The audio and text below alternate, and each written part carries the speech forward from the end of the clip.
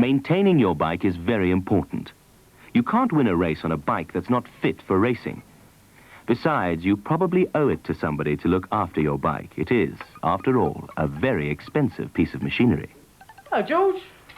Where have you been? How's it going? All right?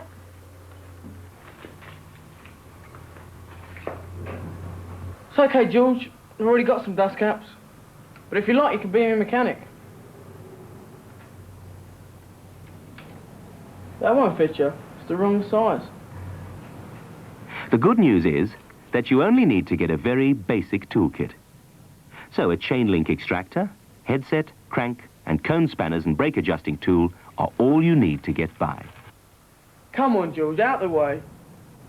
I need this spanner. The first thing we are going to have a look at is the wheel bearing adjustment.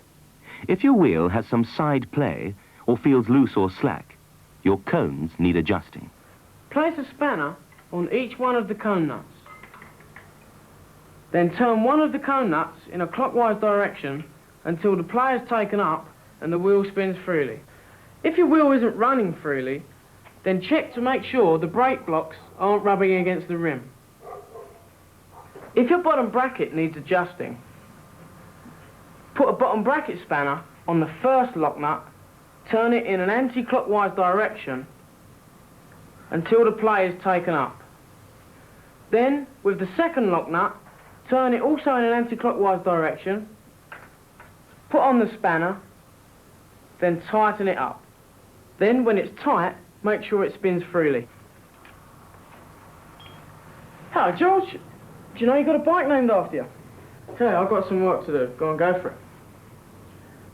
If your headset needs adjusting, you need 2 cone spanners.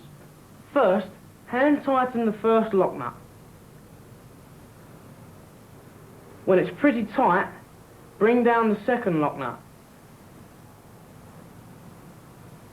Check for adjustment.